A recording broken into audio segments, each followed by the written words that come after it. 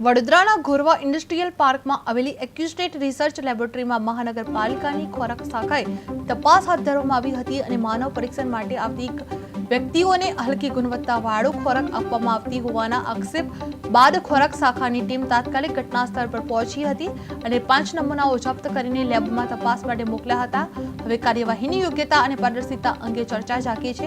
જે ઘોરવા રિસર્ચ લેબોરેટરીમાં ખોરાકને લઈને તપાસ હાથ ધરવામાં આવી હતી, જે હલકી ગુણવત્તાવાળો ખોરાક આપી રહ્યો હતો અને મહાનગરપાલિકા ખોરાક શાખા હરકતમાં આવી હતી અને 5 નમૂનાઓ લેબમાં લઈને મોકલવામાં આવ્યા હતા અને તપાસ કરવામાં આવી હતી અને કાર્યવાહી યોગ્યતા અને પારદર્શિતા પર પ્રશ્નચિહ્નો ઊભા થયા હતા।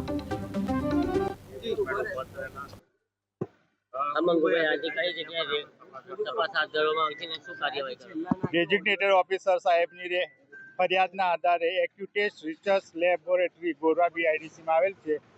અહીંયા ફૂડ બાબતે ફરિયાદ આપેલી અને ફૂડના નમૂના લેવાની કાર્યવાહી કરવામાં આવી। કયા પ્રકારના નમૂના લેવામાં નમૂના લેવામાં આવ્યા છે paneer handi prepared food loose, chole prepared food loose, butter milk loose, veg biryani prepared food loose, રોટી પ્રિપેર્ડ ફૂડ લૂઝના નમૂના લેવાની કાર્યવાહી કરવામાં આવે છે। નમૂના લીધા પછી આગળ શું કાર્યવાહી? નમૂના લીધા પછી લેબનો રિપોર્ટ આવ્યા પછી આગળની કાર્યવાહી કરવામાં આવશે। આમાં કોઈ જમવામાં કે એવામાં કોઈ એ તો ડ્રગ્સ વાળું તો અમને નહીં ખબર, ફૂડ રિલેટેડ હતી, ફૂડને લગત અમે કાર્યવાહી કરેલ છે। 5 નમૂના લીધા છે। રિસર્ચ કરે છે દવા કંપની, ત્યાં મંગુભાઈ રાઠવા નામના ઉચ્ચ અધિકારી ફૂડ એન્ડ ડ્રગ્સ ડિપાર્ટમેન્ટમાં જે આજે વિઝિટ માટે કે કંઈક પકડાયું એવી શંકાના ધોરણે આવ્યા છે।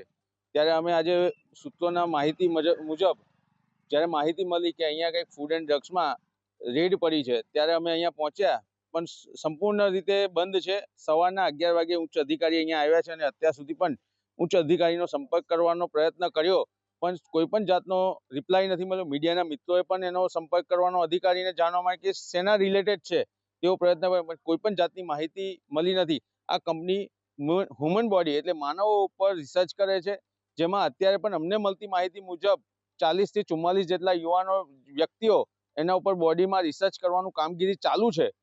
જો આવી ગંભીર બાબત હોય અને ઉચ્ચ અધિકારી હજી સુધી જો જવાબ ના દેતા હોય, મીડિયાના મિત્રોને ના દેતા હોય, તો ક્યાંક ને ક્યાંક શંકા ઉદ્ભવે તેવી પ્રવૃત્તિ છે।